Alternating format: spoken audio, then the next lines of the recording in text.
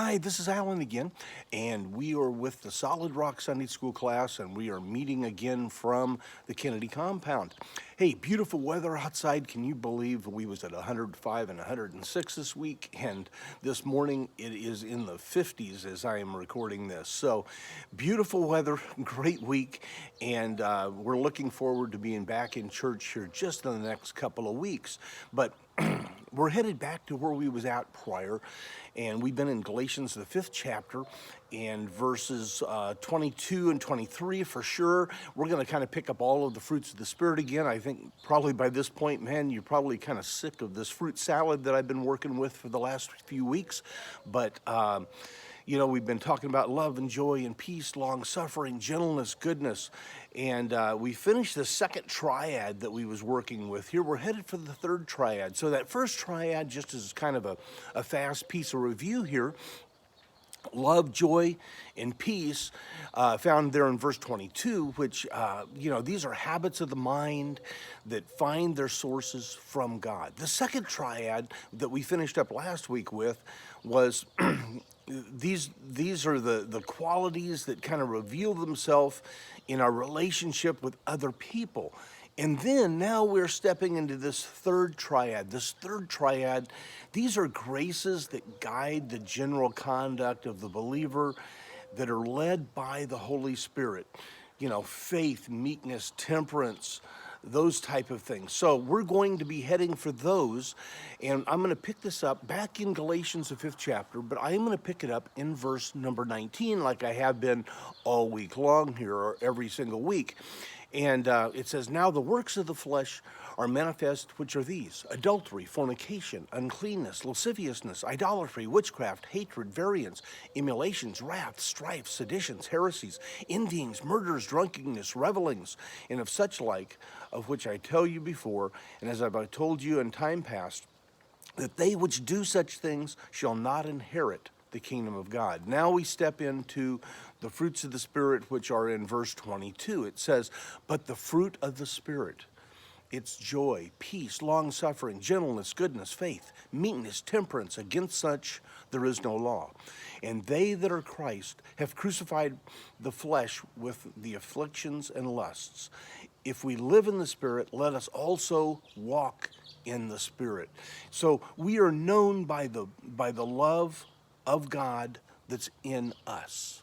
And remember, we're kind of staying with that theme that the church, it's not empty, the church is deployed. And even after we start back here with this, the church is still somewhat deployed because of the fact that we can only have very limited services as we start back here. So today we're going to be talking about faith here.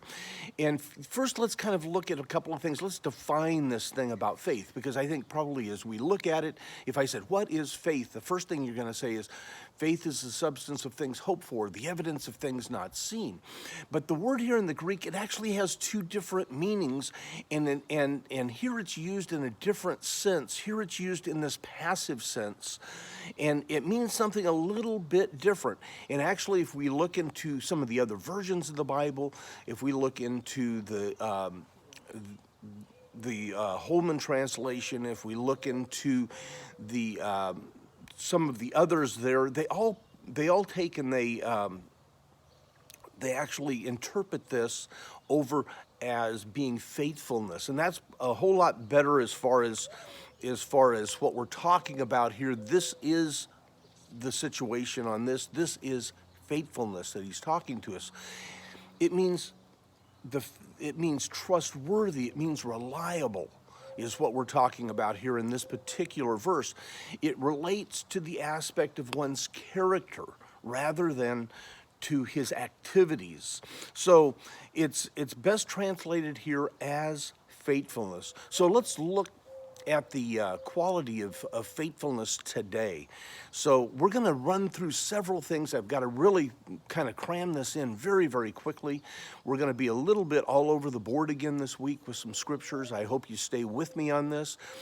And so the first point I really want us to look at here is how rare faithfulness is, the rarity of faithfulness. If we look at Proverbs, the 20th chapter, verse number 6, it says, "Most men will proclaim every one his own goodness, but a faithful man who can find?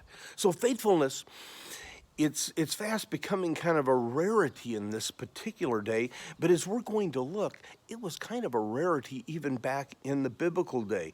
You know, I saw a Hallmark card one time, quite a while back, and it's one of those things that it kind of says something about today and the way people really think about relationships.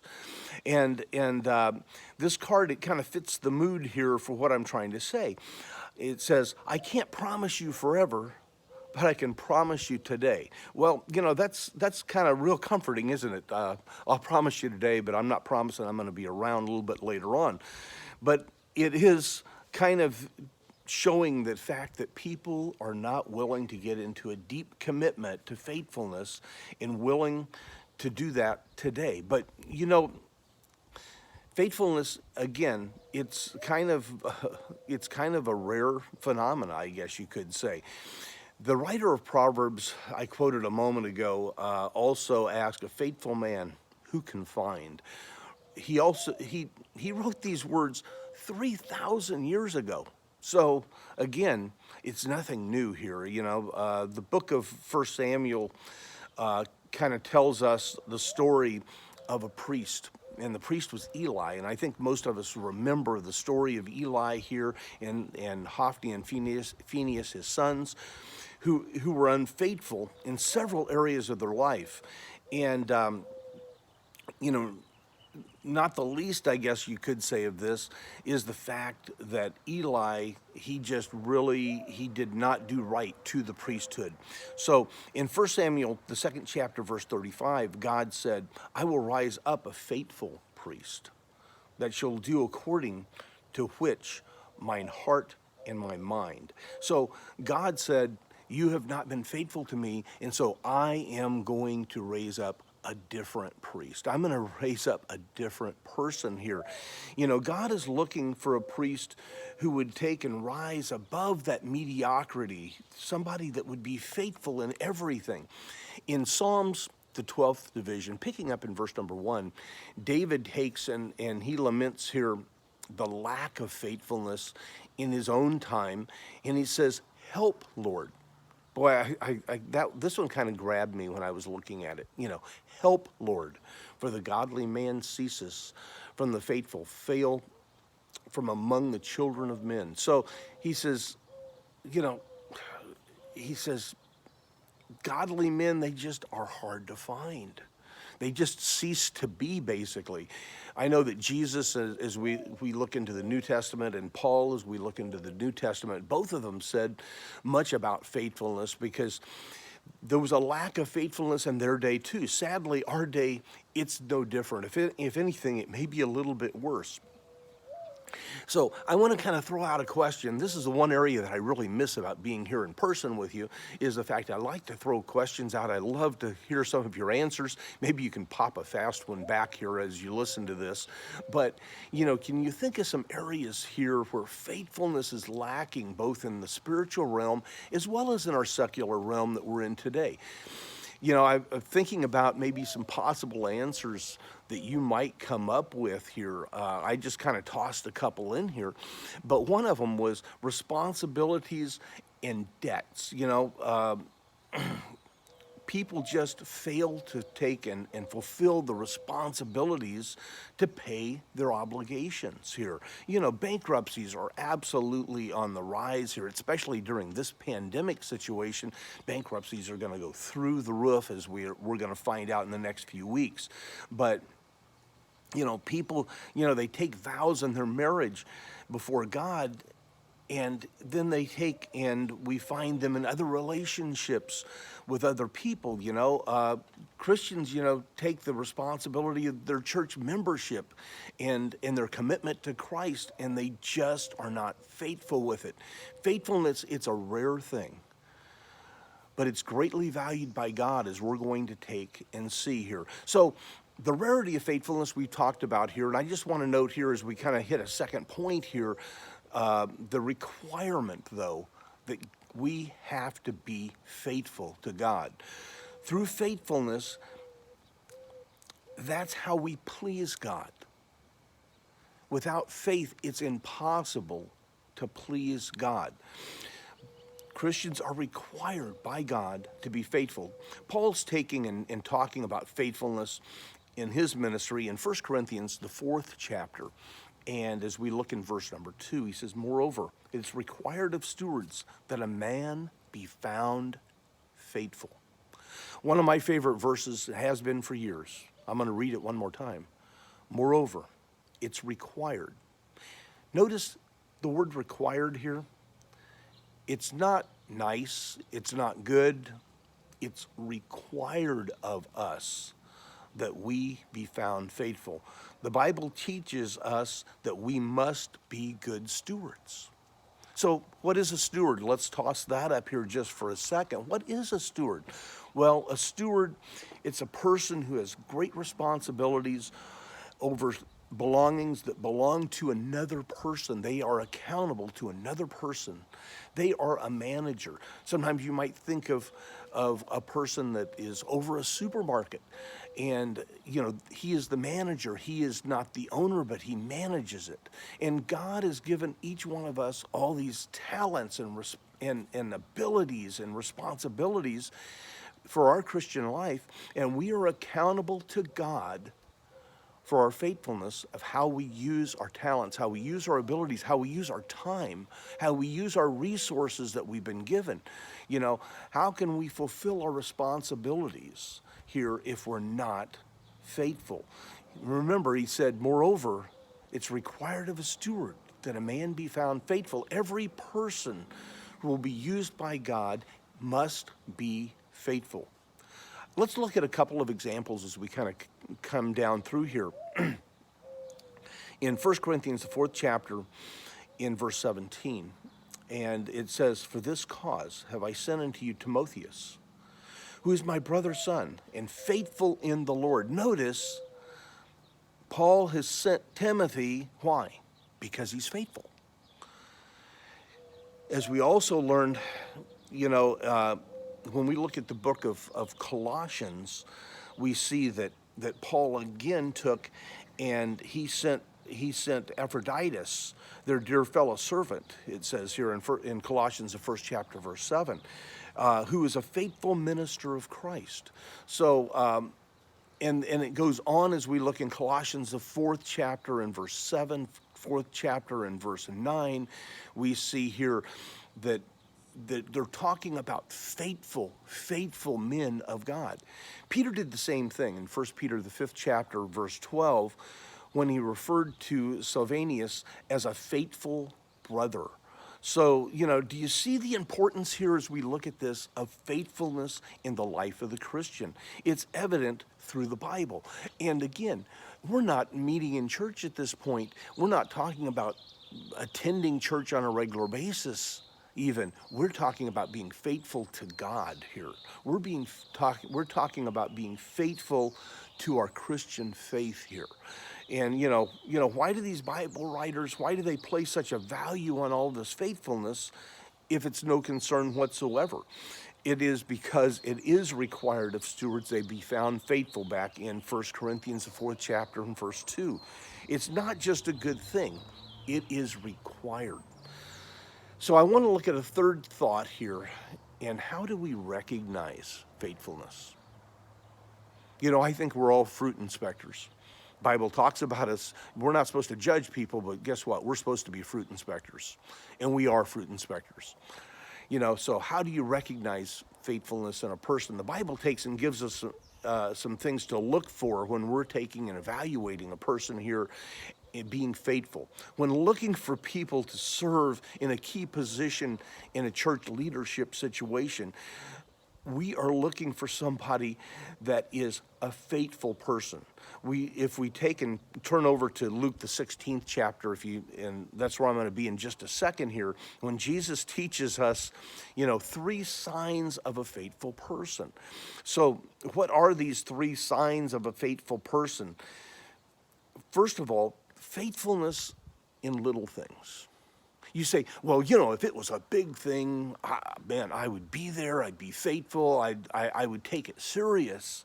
But when we look at Luke 16th chapter, verse 10, he says, He that is faithful in that which is least is faithful also in much.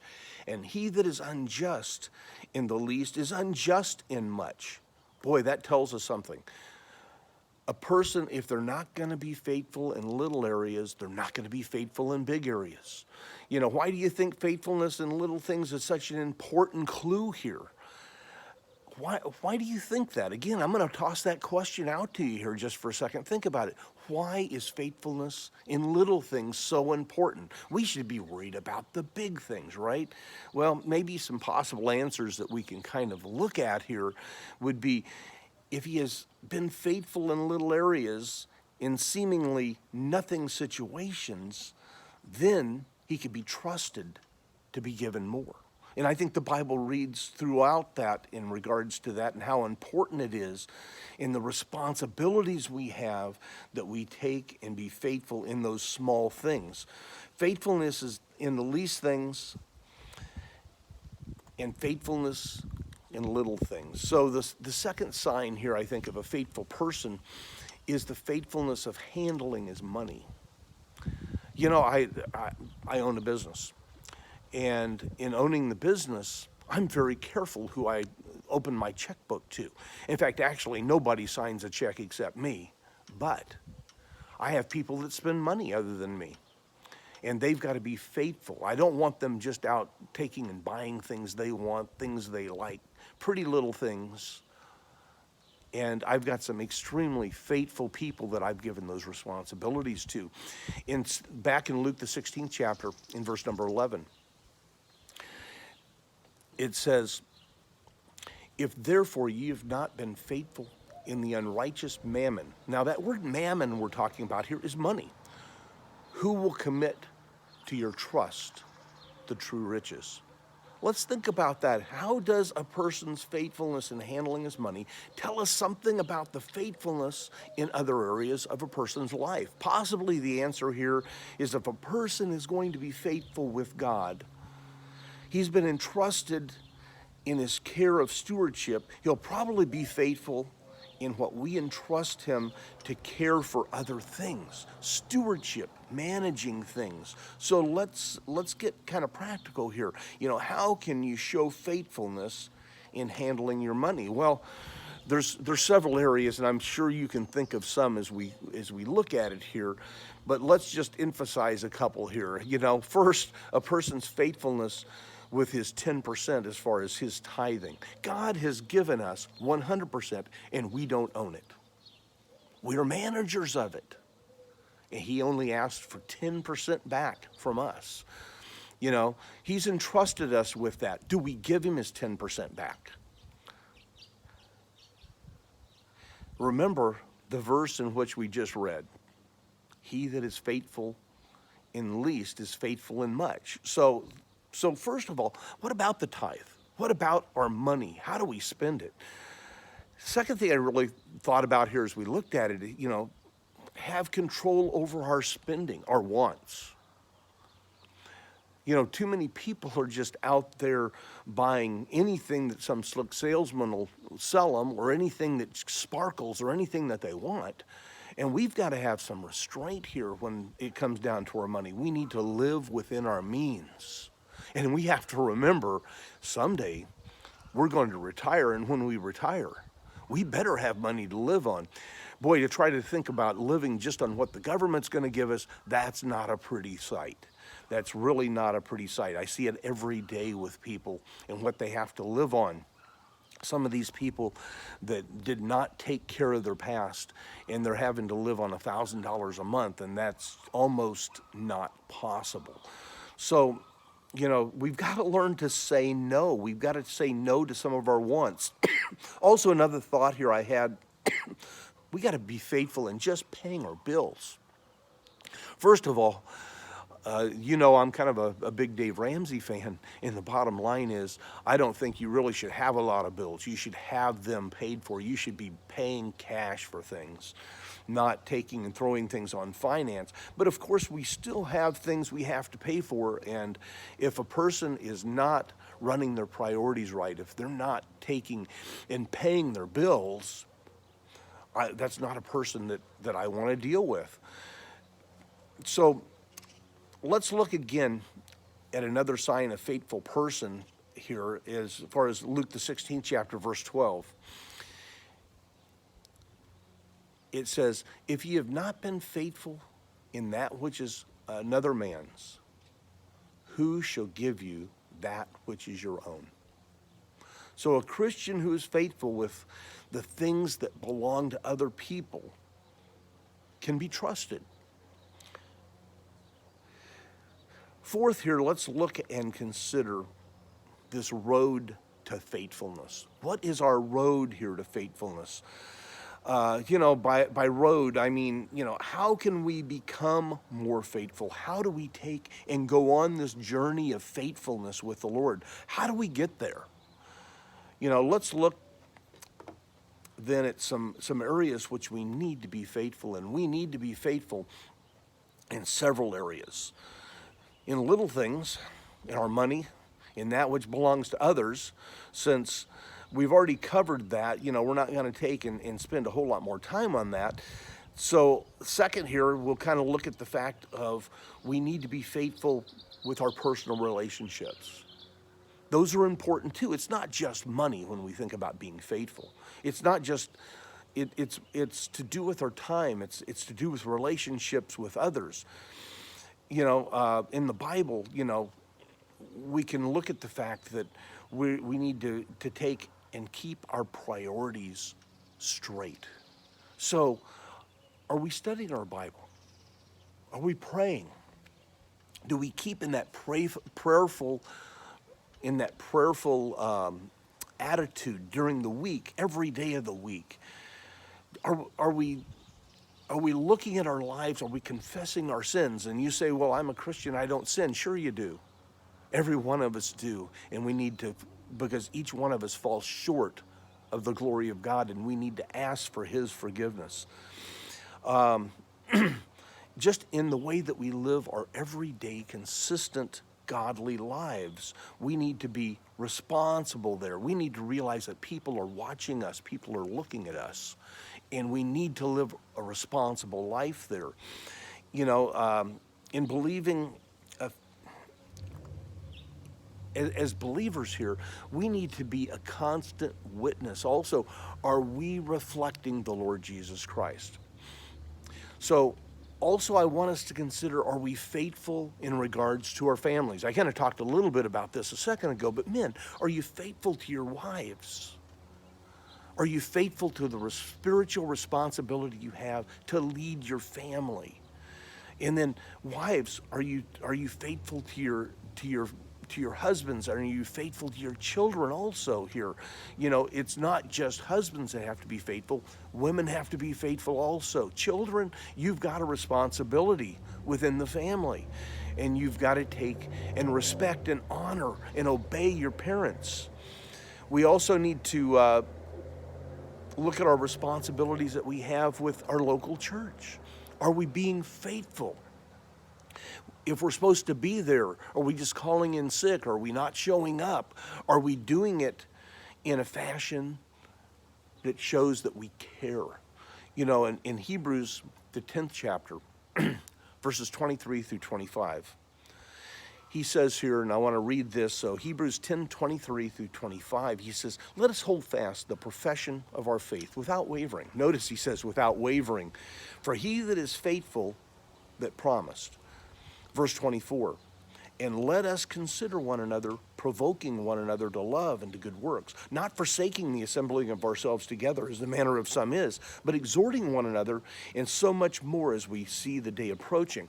So be faithful in the areas you have of ministry. In 1 Corinthians, the 15th chapter, in verse number 58, he says, therefore, my beloved brethren, be steadfast, unmovable, always abounding in the work of the Lord. For as much as ye know that the labor is not in vain in the Lord. Be faithful, be there. Be faithful, be on time. Be faithful. And be there with a cheerful spirit. Don't be taking and dragging in. Put a smile on your face. Be faithful in giving God the glory, and be faithful in giving God the tithes. Again, we've covered that. I'm not going to take and really belabor that at all. But let's think lastly kind of here about the reward of faithfulness. The promise of God's blessing is upon those who are faithful. In Proverbs, the 28th chapter, in verse number 20, he says, "A faithful man shall abound with blessings." So I don't know about you, but, I want God's blessings. Don't you? But without faithfulness, you never have those blessings. In Psalms, the 101st division, verse number 6, he says, so God says here, "Mine eyes shall be upon the faithful of the land, that they may dwell with me." Boy, that's something that kind of gets you here. So I want us to kind of have a takeaway, and my takeaway usually is a one-liner. It's not a one-liner this time. So I want us to think a little bit more about this takeaway as we go through this. God is looking for faithful people. He commands us to be faithful. He's told us to be faithful. In Revelations, the 2nd chapter, verse 10, "Be thou faithful unto death, and I will give you a crown of life."